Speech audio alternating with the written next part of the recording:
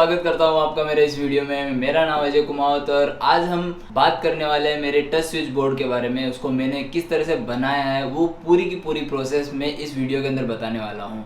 कैसे मैंने उसकी पीसीबी बनाई है, फिर उसको माउंटिंग किया, माउंटिंग करने के बाद मैंने उसका टेस्टिंग किया, फिर उसका रिमोट बनाया, उसका रिले मॉड्यूल बनाया। वो पूरा का पूरा प्रोसेस जो है वो इस वीडियो के अंदर बताने वाला हूँ। तो इस वीडियो के अंदर साथ ही में हम लोग उनका टेस्टिंग भी करने वाले हैं और बहुत सारी जानकारी भी इस वीडियो के अंदर आपको मिल जाएगी। इसके अंदर मैंने इसके वायरिंग को भी कवर किया है कि कैसे आप इस बोर्ड की वायरिंग कर सकते हो। वायरिंग करते हुए आपको ध्यान रखना है और जिस तरह से मैंने वायरिंग की है उसी को फॉलो करके आपको ये बोर्ड कंप्लीट करना है।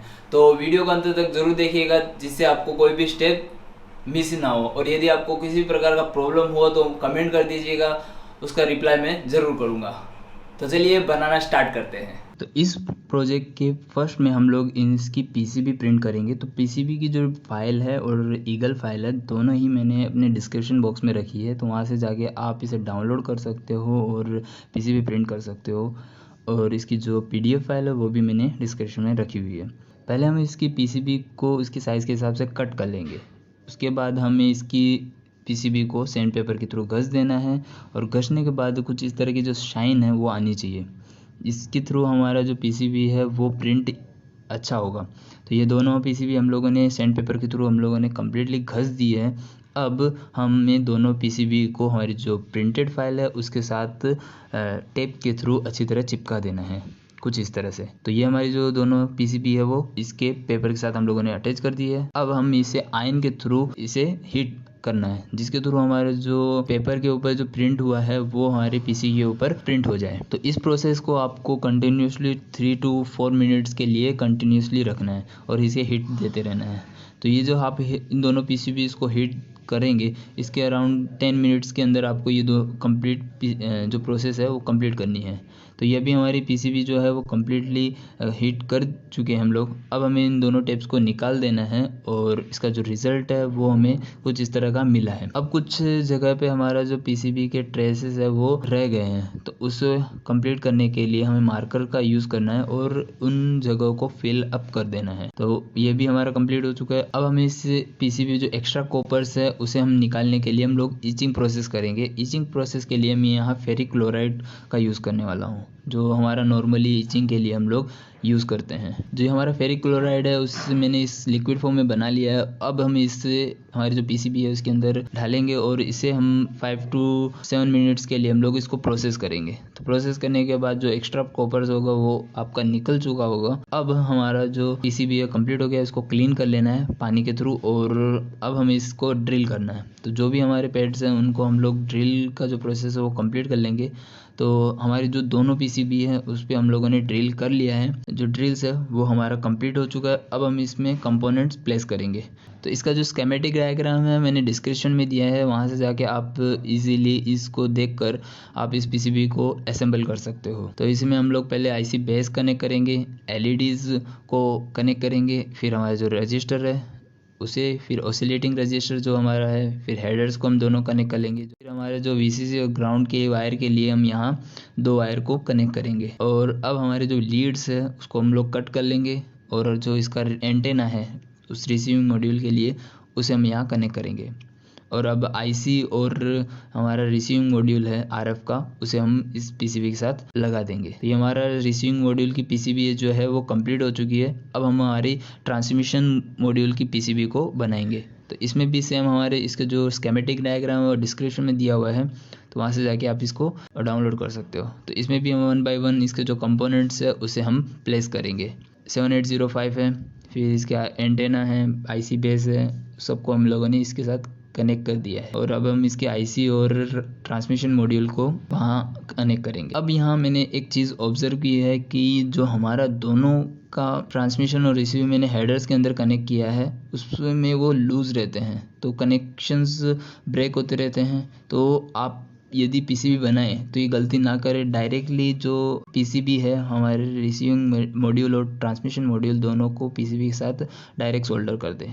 हेडर्स यूज़ करेंगे तो वो कनेक्शंस लूज़ रहेंगे। तो रिले मॉड्यूल की जो फाइल है वो भी मैंने डिस्क्रिप्शन में दी है। इसके अलावा जो मैंने पहले एक रिले मॉड्यूल का एक वीडियो बनाया था उसमें भी आपको इसकी फ़ाइल मिल जाएगी। तो रिले मॉड्यूल को बनाने के लिए हम लोग को पहले इनके रजिस्टर्स हैं वो भी कनेक्ट कर देते हैं।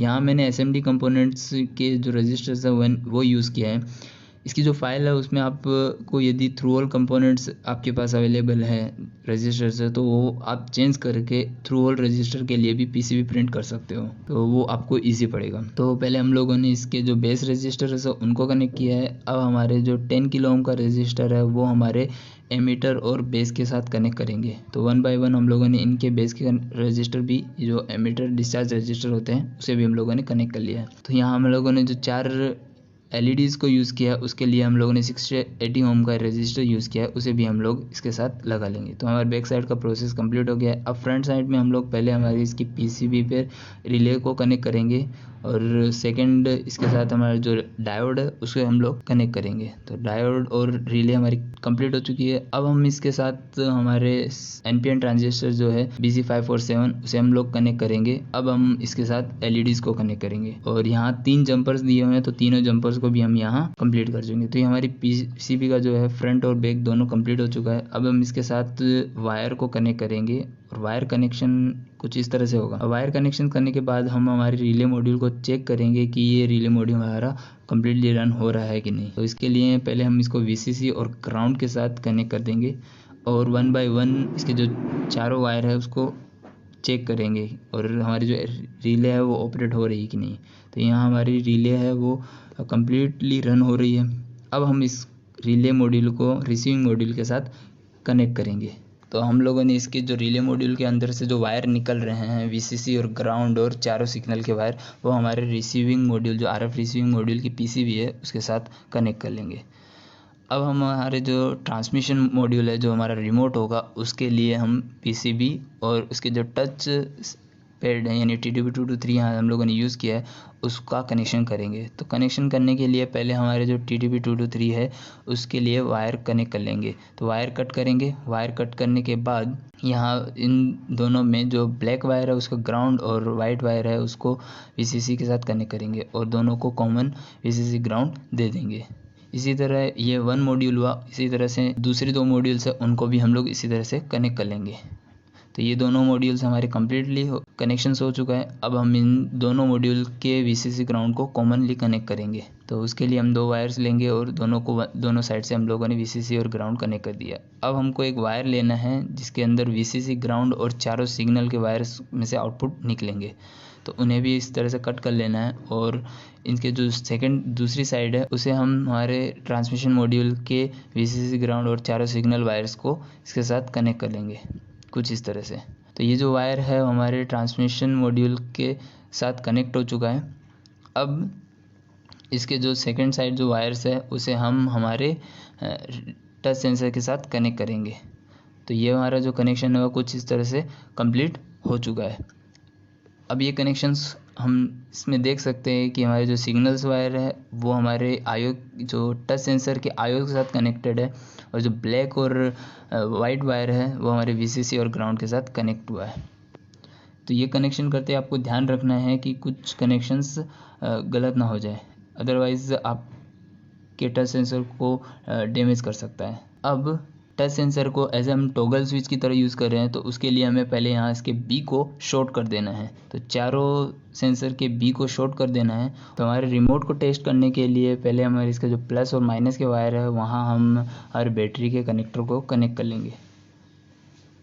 बैटरी के कनेक्टर को कनेक्ट करने के बाद हम यहाँ उसके साथ बैटरी को कनेक्ट करेंगे और चेक करेंगे कि हमारा ये जो ट्रांसमिशन मॉड्यूल है वो रन हो रहा है कि नहीं हो रहा है। तो यहाँ इसके चारों स्विच ऑपरेट हो रहे हैं।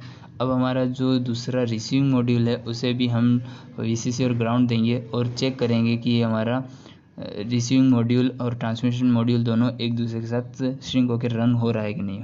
तो ये भी हमारे दोनों मॉड्यूल्स है वो वर्क कर रहे हैं। अब हमारा जो रिमोट है उसको हम एक बॉक्स है उस बॉक्स के साथ लगाएंगे। तो उसको लगाने के लिए यहाँ मैंने पहले स्विच को लगाया है और इसे हम ग्लू गन के थ्रू अच्छी तरह फिक्स कर देंगे। और यहाँ हमारे जो स्विच है उसके कनेक्शंस के लिए यहाँ प्लस VCC जो वायर हमारे बैटरी के थ्रू आ रहा है उसे हम कट करेंगे और स्ट्रिप करने के बाद इसे हमें हमारे स्विच के साथ कनेक्ट करेंगे। इससे बेनिफिट ये होगा कि हमारा जो बैटरी है लॉन्ग टाइम चलेगा, क्योंकि हमें जब रिमोट ऑन करना हो या यूज़ करना होगा तभी हम इसको ऑन करेंगे, अदरवाइज़ उसको ऑफ़ कर देंगे तो जो बैटरी लाइफ है वो भी इंक्रीज़ होगी। तो यहाँ हम लोगों ने कनेक्ट कर लिया और इसे ग्लू गन के थ्रू इसे कंप्लीट कर दिया है। अब हमारे जो चारों स्विच हैं टच सेंसर के उसे हमारे बॉक्स में फिक्स कर देना है। तो चारों स्विच को हम लोग ग्लू गन के थ्रू इस तरह से फिक्स कर देंगे।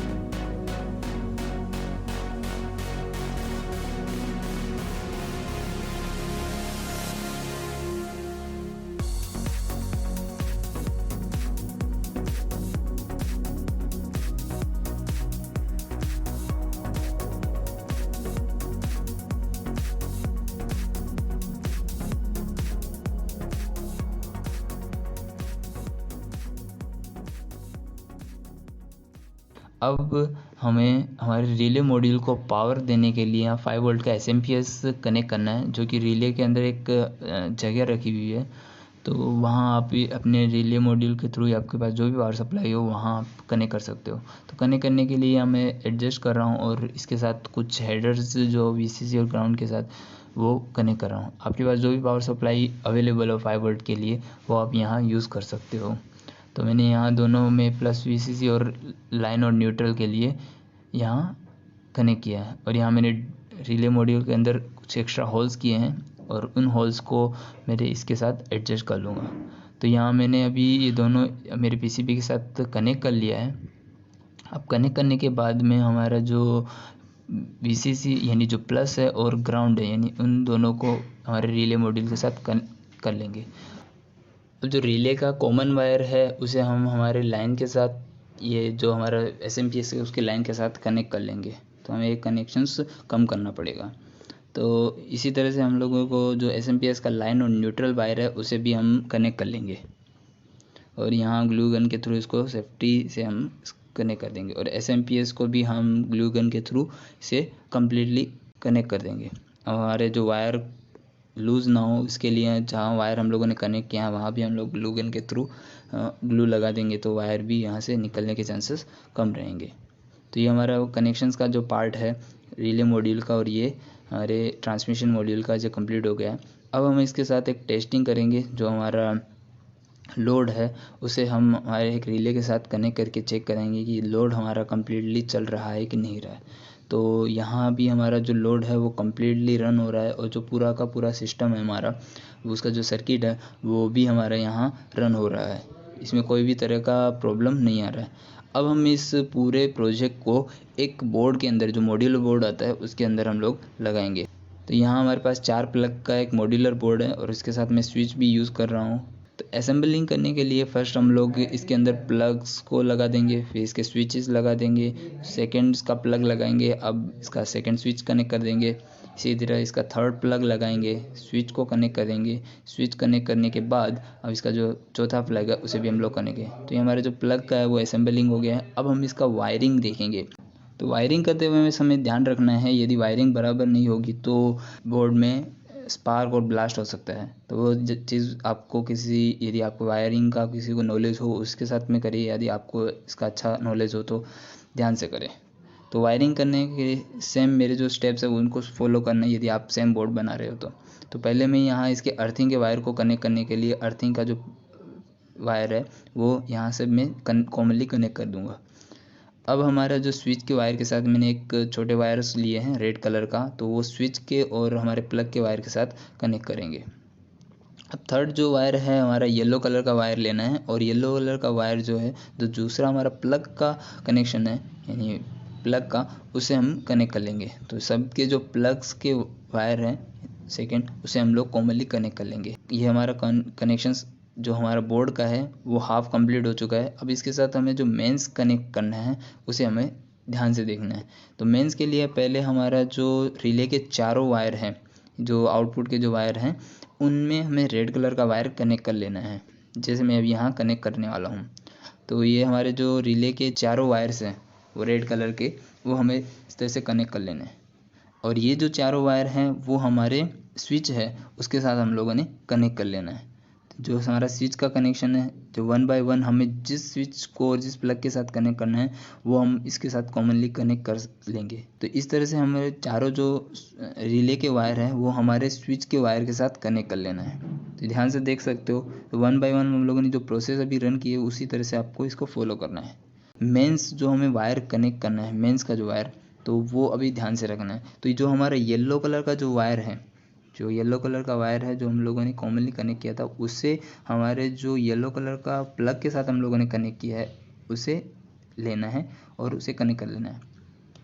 अब सेकंड जो हमारा मेंस यानी मेरे पास यहाँ 2 पिन का प्लग्स पड़ा है अवेलेबल है, तो वो यूज़ कर रहा हूँ। आपको यहाँ 3 पिन का जो प्लग है उसे यूज़ करना है, जिसके अंदर आपको अर्थिंग का वायर भी मिल जाएगा। तो सेफ्टी यानी अर्थिंग की सेफ्टी के लिए आपको वो यूज़ करना है। तो अभी मेरे पास अवेलेबल 2 पिन का वायर है तो वो मैं ले लूँगा। अब यहाँ हमारे दोनों वायर फेज़ और न्यूट्रल है। जो रिले मॉड्यूल के पीसीबी है वो बैठ नहीं रही है, तो यहाँ मैंने इसके जो बीच में एक स्क्रू के लिए कनेक्टर दिया है उसे मैं कट कर दूँगा। कट करने के बाद में हमारे रिले मॉड्यूल को यहाँ एडजस्ट कर लेना है। अब रिले मॉड्यूल को मैं यहाँ इस तरह से अच्छी तरह बैठा दूँगा, और जो हमारा फर्स्ट रेड कलर का वायर है उसे हमें प्लग के साथ कनेक्ट करना है। जो हमारा येलो कलर का वायर कनेक्ट हुआ है उसके साथ कनेक्ट करना है, और जो दूसरा जो वायर है ब्लू कलर का उसे हमारे रिले मॉड्यूल के थ्रू जो दूसरा वायर आ रहा था जिसे हम लोगों ने रिले के कॉमन के साथ कनेक्ट किया था, उसे हमारे ब्लू कलर के साथ वायर कनेक्ट कर देना है और उसे टैप कर देना है। और ये हमारा जो वायरिंग का जो काम है वो कंप्लीट हो चुका है। और अब हमारे पास जो रिसीविंग मॉड्यूल है और रिले मॉड्यूल है उनको ग्लू गन के थ्रू कम्प्लीटली इसको कनेक्ट कर देना है। और इससे भी हमें वायर जो भी हमारे जो फेज और न्यूट्रल के वायर है उसे हम टेप के थ्रू उसको इंसुलेट कर देना है। इंसुलेशंस यानी हमारी इंसुलेशंस कंप्लीट हो गई है, और हम अभी ग्लू गन के थ्रू हमारे जो रिले मॉड्यूल है उसे भी हम लोग कम्प्लीटली इसके साथ अटैच कर देना है। तो ये जो बोर्ड है वो हमारा कंप्लीट हो चुका है। अब हमारे बोर्ड को फिट कर देंगे जो चारों स्क्रू है। फाइनली हमारे जो चारों स्क्रू है वो कंप्लीट हो चुके हैं, और इसके ऊपर जो फिनिशिंग के लिए जो कैप्स आती है उसे भी हम लोग कनेक्ट कर लेंगे। तो ये जो बोर्ड था हमारा वो कम्प्लीटली बन चुका है। अब हम इसको टेस्ट कर लेते हैं। तो हम लोगों ने देखा कि किस तरह से ये बोर्ड हम लोगों ने बनाया है, पीसीबी बनाई, पीसीबी को माउंटिंग किया, बोर्ड का वायरिंग किया, और ये हमारा सक्सेसफुली जो बोर्ड है वो कंप्लीट हो चुका है। और साथ ही मैंने ये बोर्ड जो है 1 मंथ तक यूज़ किया है। फाइनली मैंने इसको टेस्ट करने के बाद में आपके सामने रख रहा हूँ।